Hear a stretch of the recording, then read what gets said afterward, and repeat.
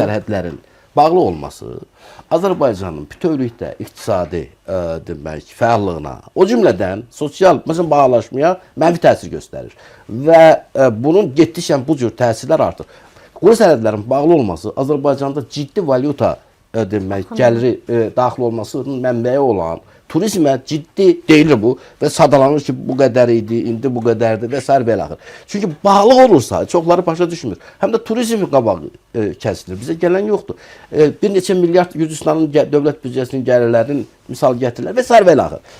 Bunların hökumət xüsusən, bu artıq mütəxəssislərdən də həm də hökumətin məsələsidir ki, təəssüf ki, bu məsələlərə biz cavab ala bilmirik və sizin dediyiniz məsələ təkcə yəni emosional, hansısa bir belə pafos üçün deyilən və yaxud spekulyasiya deyil. Sizi inandırıram ki, xeyli insan var ki, ya müxalifətdə, ya heç siyasi müxalifətdə də deyil, amma ölkənin problemdaş olaraq düşünülməsi. Mən Fikrət Yusufovu təkrar edirəm, kifayət qədər iqtidar yönlü bir belə politolog kimi sayıram.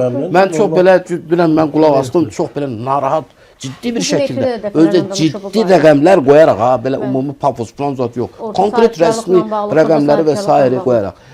Eləcə Natiq Cəfərliyə də aiddir. Bu baxmayaraq ki, müxalifət partiyası demək, onun rəhbərlərindən biridir, yəni real. Amma onun da bir çox məsələlər, o baxımdan da mən icazə verin deyim ki, bax, indi bilmirəm, əvvəllər fevral ayında hökumətin hesabatı olurdu. İndi deyəsən, hesabatla bağlı qanunvericilikdə dəyişiklik edildi. Əvvəlki o statusunu itirdi o müzakirə. Biz çox istəyirik ki, hesabat var, olacaq mı? Əgər gəlmirsə, efirə gəlmirlərsə, Milli Məclisə gəlsinlər, Milli Məclisdə bu məsələlər deputatlar qarşısında qoyulsun, inandırılsın ki, bir daha təkrar edirəm, bizim həm daxildəki bəzi ictimaiyyətdəki narahatlıqlar, həm də xaricdən bu məsələləri tətikləməkdə, belə necə deyirlər, alovlandırmaqda maraqlı olan qüvvələrə də heç elə bir fürsətlər verilməz. Yəni bizim, mən demək istədiyim bunlar. Mən büdcə müzakirələrində bir aydan çox müzakirə getdi və komitələrdə həqiqətən deputatlar tərəfindən də, hətta iqtidar partiyasının deputatları tərəfindən də hökumətin birinci şəxslərinə, nazirlərə, nazir müavinlərinə, komitə sədrlərinə, yəni sahibi olaraq bu adamlara çox kəskin debatlar da hətta oldu. Debatı keçdi. Yəni müzakirələr gedirdi komitələrdə. Açığı bu parlament sessiya dövrünə əsas plenar iclasa keçmədi bu məsələ. Çünki artıq orada bir çox müzakirə. Amma müzakirə getdi, arqumentlər var idi, deputatlar kifayət qədər sual verirdilər. Çünki biz də bu sualı alırıq.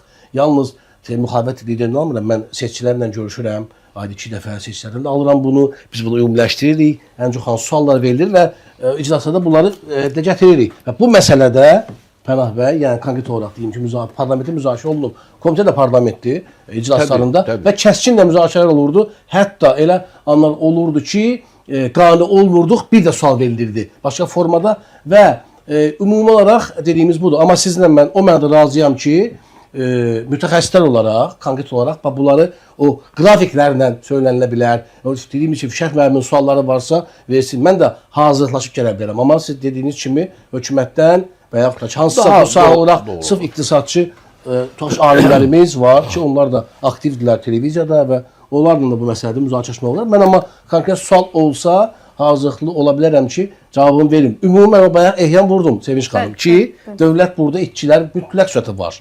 Yəni quru sərhədin bağlı olması mütləq surətdə yalnız hava ilə gəlirsə nəsə daşımalar. Quru da axı kifayət qədər ölkənin iqtisadiyyatı üçün çox vacib bir nəfəslikdir. Yəni bu mənada ehyam vurdum ki, dövlət bunları nəzərə alır.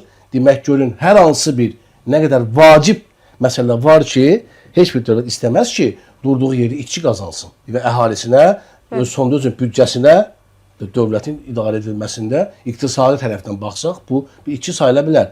Amma vaciblik ondan daha artıqdır deyə dövlət bugün bu məsələdə hələ də israrlı bunu davam etdirir. Yəni əmin ola bilərsiniz, təkrar edirəm, əmin ola bilərsiniz ki, yalnız bu dövlətimizin güclənməsinə, stabilliyimizin, təhlükəsizliyimizlə bağlı məsələdir ki, dövlət onun qarantıdır.